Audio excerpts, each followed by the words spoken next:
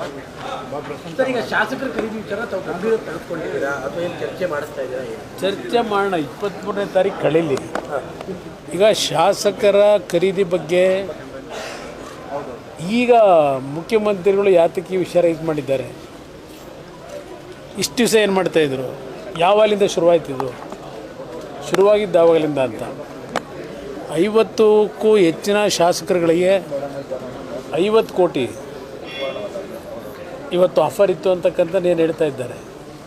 ಬಹುಶಃ ಹಲವಾರು ಶಾಸಕರು, ಬಹುಶಃ ಚನ್ನಗಿರಿಯವರು, ಮಂಡ್ಯದವರು ಎಲ್ಲ ಒಂದು ವರ್ಷದಿಂದನೇ ಪಾರ್ಲಿಮೆಂಟ್ ಚುನಾವಣೆ ಮುಂಚೆನೇ ಅಟ್ಯಾಕ್ ಮಾಡ್ದಂಗಿತ್ತು. ನಮಗೂ ಆಫರ್ ಇದೆ, ನಮಗೂ ಆಫರ್ ಇದೆ ಅಂತೇಳಿ. ಯಾರವರಿಗೆ ಆಫರ್ ಕೊಟ್ಟಿದ್ದು ಅಂತಕ್ಕಂಥದ್ದನ್ನು ಅವರು ಯಾತಕ್ಕೆ ಮುಖ್ಯಮಂತ್ರಿಗಳ ಗಮನಕ್ಕೆ ತರಲಿಲ್ಲ? ಈಗ ಪಕ್ಕದ ಆಂಧ್ರ ಪ್ರದೇಶದಲ್ಲ, ತೆಲಂಗಾಣದಲ್ಲಿ ಅರೆಸ್ಟೇ ಮಾಡಲಿಲ್ವಾ?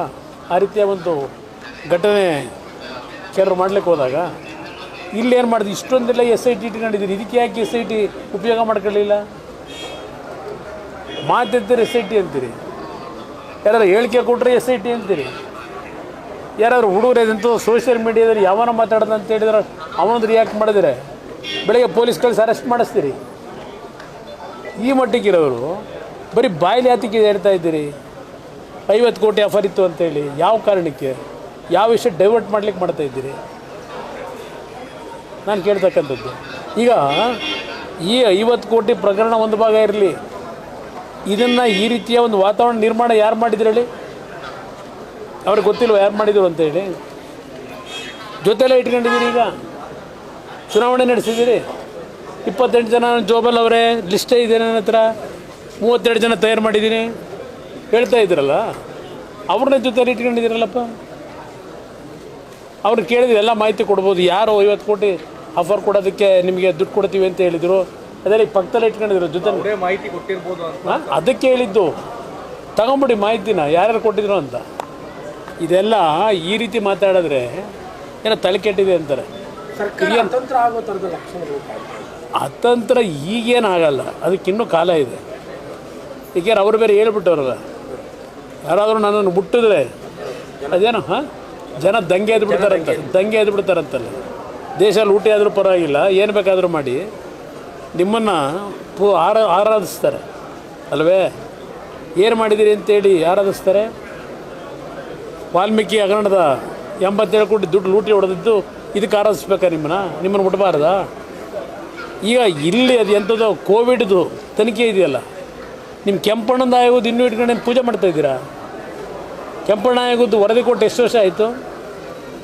ಇನ್ನು ನಿಮ್ಮ ಸದನ ಸಮಿತಿ ಯಾವುದದು ನೈಸ್ದು, ನಿಮ್ಮ ಕಾನೂನು ಸಚಿವರು ಸದನ ಸಮಿತಿಯಲ್ಲಿ ರಿಪೋರ್ಟ್ ಕೊಟ್ಟರು, CBIಗೆ ಎನ್ಕ್ವೈರಿ ಕೊಡಿ, ಇದನ್ನು ಕೊಡಬೇಕಿದು, ಇಷ್ಟು ಹಣ ವಸೂಲಿ ಮಾಡಿ ಅಂತ ಹೇಳಿ ಕೊಟ್ಟು ಎಷ್ಟು ವರ್ಷವಾಯಿತು? ನೀವು ಈ ರಾಜ್ಯ ಉಳಿಸೋರಲ್ವೇ? ನೀವೊಬ್ಬರೇ ಉಳಿಸೋರಿಗೆ ಯಾರ ಕೈಲಿ ಉಳಿಸೋಕ್ಕಾಗಲ್ಲ. ಚರ್ಚೆ ಮಾಡೋಣ, 23ಕ್ಕೆ ರಿಸಲ್ಟ್ ಬರಲಿ, ಆಮೇಲೆ ಮಾತಾಡೋಣ. ಪ್ರಾಸಿಕ್ಯೂಷನ್ಗಳೆಲ್ಲವೂ ಕೂಡ ಎದುರಿಸೋಕ್ಕೊಂದು ಅಸ್ತ್ರ.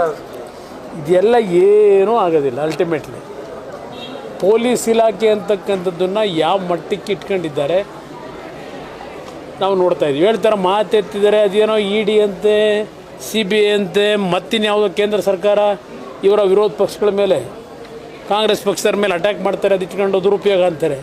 ನೀವು ಮಾಡ್ತಿರೋದೇನಪ್ಪ? ನೀವೇನು ಮಾಡ್ತಾಯಿದ್ದೀರಿ? ನಾನು ಒಬ್ಬ ರಾಜ್ಯಪಾಲರನ್ನ ಅವರ ಕಚೇರಿನ ಸರ್ಚ್ ಮಾಡಲಿಕ್ಕೆ ಪರ್ಮಿಷನ್ ಕೊಡಿ ಅಂತ ಲೆಟ್ರ್ ಬರೆದಂಥ ಅಧಿಕಾರಿ, ಅವ್ರ ಬಗ್ಗೆ ರಾಜ್ಯಪಾಲರಿಗೆ ಅವಮಾನ ಆಗಿದ್ದ ಬಗ್ಗೆ ಚರ್ಚೆ ಮಾಡಿದ್ದು ನಾನು ನನ್ನ ಮೇಲೆ ತನಿಖೆ ಬಗ್ಗೆ ಚರ್ಚೆ ಮಾಡಿಲ್ಲ. ನನ್ನ ಮೇಲೆ ಅದು ಯಾವ ತನಿಖೆ ಬೇಕಾದ್ರೂ ಮಾಡ್ಕೊಳ್ಳಿ. 15 ವರ್ಷದಿಂದ ಮಾಡ್ತಾನೇ ಇದ್ದೀರಿ ತನಿಖೆ. ನನಗೇನು ಅದ್ರ ಬಗ್ಗೆ ಏನಿಲ್ಲ, ಚಿಂತಿತ್ತು ಭಯ ಇಲ್ಲ. ಅದನ್ನು ಇಟ್ಕೊಂಡು ಇನ್ನೂ ಪೂಜೆ ಮಾಡ್ಕೊಳ್ಳಿ, ತನಿಖೆ ಮಾಡ್ಕೊಂಡು. ಅದ್ರ ಮೇಲೂ ನನ್ನ ಮೇಲೆ ಕೇಸು. ಇವರು ಚೀಫ್ ಸೆಕ್ರೆಟರಿಗೆ ಹೋಗಿ ಕಂಪ್ಲೇಂಟ್ ಕೊಡ್ತಾರೆ ಅಂತ ನಮ್ಮ ವಿರೋಧ ಪಕ್ಷದ ನನ್ನ ಶಾಸಕಾಂಗ ಪಕ್ಷದ ನಾಯಕರು, ಅವ್ರ ಮೇಲೆ ಒಂದು FIR. ನಿಖಿಲ್ ಕುಮಾರಸ್ವಾಮಿ ಏನು ಹೇಳಿಕೆ ಕೊಟ್ಟರು ಅಂತ ಅವ್ರ ಮೇಲೆ ಒಂದು FIR. ನಿಮ್ಮಗಳ ಮೇಲೆ ಎಷ್ಟು FIR ಆಗಬೇಕು? ನಿಮ್ಮ ಸರ್ಕಾರದಲ್ಲಿ ಮಂತ್ರಿಗಳು ಹೇಳಿಕೆ ಹೇಳ್ಕೊಟ್ಟವರಲ್ಲ, 40% ರೇಟ್ಗಳಾಗಿದ್ದಲ್ಲ, ಅಧಿಕಾರಿಗಳಿಗೆ ಇಷ್ಟಿಷ್ಟೇ ರೇಟ್ ಫಿಕ್ಸ್ ಮಾಡ್ಕೊಂಡಿದ್ರು ಹಿಂದಿನ ಸರ್ಕಾರದಲ್ಲಿ ಅಂತ ಯಾವುದಾದ್ರು ಒಂದು ಪ್ರೂವ್ ಮಾಡಿದ್ದೀರಾ? ದೊಡ್ಡ ಅಡ್ವರ್ಟೈಸ್ಮೆಂಟೇ ಹಾಕಿದಾರಲ್ಲ ಚುನಾವಣೆಯಲ್ಲಿ. ಯಾವುದನ್ನು ಪ್ರೂವ್ ಮಾಡಿದ್ದೀರಿ ಸರ್ಕಾರ ಇಟ್ಕೊಂಡು? ಡಿ ಕೆ ಸುರೇಶ್ ಅವರು ಈ ತರ ಮಾತಾಡಿದ್ದಾರೆ. ಏನು ಸರ್ ಹಿಂದೆ 2-3 ಸತಿ ಹೇಳ್ಬಿಟ್ಟಿದ್ದಾರೆ ನಿಮಗೆ. ಯಾರು ಆ ಥರದ ಒಂದು ಪದವನ್ನು ನೋಡಿ, ಇಲ್ಲೇ ಇವತ್ತು ಬೆಳಗ್ಗೆ ನಾನು ಚಾಮುಂಡಿ ಬೆಟ್ಟಕ್ಕೆ ಹೋಗಿ ಪೂಜೆ ಮಾಡಿಸ್ಕೊಂಬಂದಿರೋನು. ಆ ವ್ಯಕ್ತಿ ಬಗ್ಗೆ ನನ್ನ ಹತ್ರ ಚರ್ಚೆ ಮಾಡಬೇಡಿ. ಆ ವ್ಯಕ್ತಿ ಎಲ್ಲಿದ್ದ, ಈಗ ಕೆಸರು ಅಂತ ಹಿಂದೆ ಹೇಳ್ಬಿಟ್ಟಿದ್ದೀನಿ. ನನ್ನ ಜೀವನದ ಕರಾಳ ದಿನ. ಆ ಒಂದು 5-6 ಜನ ಇದ್ರಲ್ಲ, ಅವರ ಸಂಬಂಧ ಬೆಳೆಸಿದ್ದು ನನ್ನ ಕರಾಳ ದಿನ. ನನಗೆ ಅದು ಭಾಳ ಎಕ್ಸ್ಪೀರಿಯನ್ಸ್ ಆಯಿತು ಆ ದಿನಗಳು.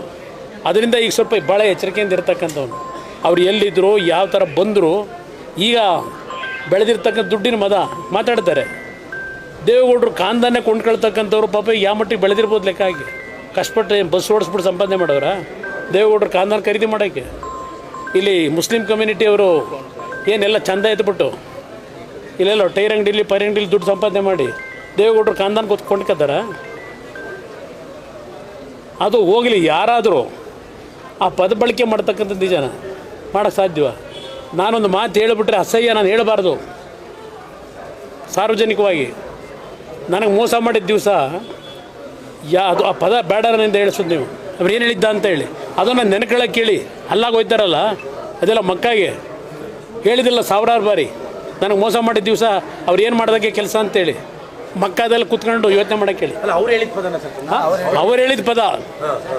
ನಾನು ನನಗೇನಾದರೂ ಮೋಸ ಮಾಡಿದ್ದಿನ ಅವರು ಏನು ಅದು ನಾನು ಮಾಡಿದಂಥದ್ದು ಅಂತಕ್ಕಂಥದ್ದನ್ನು 1000 ಬಾರಿ ಹೇಳೋರಲ್ಲ. ಮಕ್ಕಾಗೆ ಹೋಯ್ತಾರಲ್ಲ, ಮಕ್ಕದಲ್ಲಿ ಕೂತ್ಕೊಂಡು ಒಂದ್ಸಲ ಧ್ಯಾನ ಮಾಡೋಕ್ಕೆ ಹೇಳಿ. ಅಲ್ಲ, ಸುರೇಶ್ ಅವರು ಹೇಳಿದ್ರು ಸರ್ ಹಿಂದೆ 2-3 ಸತಿ ಹೇಳ್ಬಿಟ್ಟಿದ್ದಾರೆ ಅಂತ. ಎಲ್ಲಿ ಯಾವಾಗ ಅವ್ರು ಹೇಳೋದು 2-3 ಸತಿ ನೋಡಿ, ಇದುವರೆಗೂ ಈಗ ಬಂದಿರತಕ್ಕಂಥದ್ದು ಈ ಸಬ್ಜೆಕ್ಟು. ಆಮೇಲೆ ಯಾರಾದರೂ ಈ ಥರ ಮಾಡೋಕ್ಕೆ ಸಾಧ್ಯವ? ಆ ಮಟ್ಟಕ್ಕೆ ನಾನು ಕುಳ್ಳ ಅಂದ್ಬಿಟ್ಟಂತೆ, ಅವ್ರು ಕರಿಯೋಣ ಅಂದ್ಬಿಟ್ರಂತೆ. ಎಲ್ಲಾದರೂ ಉಂಟಾ ಇದು? ಈ ಪದಗಳು ಮಾಡಿದ ತಪ್ಪು. ಆ ದುರಂಕಾರದಲ್ಲಿ ಹೊಟ್ಟೆವರಿಗೆ ಅದು ಒಬ್ರಿಗೆ ಏನಿದೆ ಗೊತ್ತಿದೆ ನನಗೆ. ಕುಮಾರಸ್ವಾಮಿ ಮುಗಿದೋದ ಅಂತ ತಿಳ್ಕೊಂಡಿದ್ರು. ರಾಜಕಾರಣ ಮುಗಿದು ಜನತಾ ಹೇಳೋದು ಕುಮಾರಸ್ವಾಮಿದು ಅಂತೇಳಿ. ಯಾವಾಗ ಕುಮಾರಸ್ವಾಮಿ ಮತ್ತೆ ರಾಜಕಾರಣದಲ್ಲಿ ಮೇಲೆ ಬರ್ತಿದ್ದೇನೆ ಅಂತಕ್ಕಂಥದ್ದು ಶುರುವಾಯಿತು, ಇವರು ಯಾರಿಗೂ ಸಹಿಸ್ಕೊಳ್ಳೋಕೆ ಆಗ್ತಾಯಿಲ್ಲ. ಕೇಳಿ, ಅವ್ರನ್ನೇ ಕೇಳಿ. ಯಾತಿಕ ಕೋಪ? ಯಾತಕ್ಕೆ ನಮ್ಮನ್ನು ಬಿಟ್ಟೋಗಿದ್ದವರು? ಯಾವ ವಿಷಯಕ್ಕೆ ಬಿಟ್ಟೋದ್ರು? ಯಾವುದಕ್ಕೆ ಬಿಟ್ಟೋದ್ರು ಅಂತ ಕೇಳಿ. ಅವರೆಲ್ಲ 4 ಜನನ ನನ್ನ ಮೇಲೆ ಈಗ ಅಟ್ಯಾಕ್ ಮಾಡ್ತಾರಲ್ಲ, ಯಾತಕ್ಕೆ ಬಿಟ್ಟೋದ್ರು ಅಂತೇಳಿ. Okay, thank you.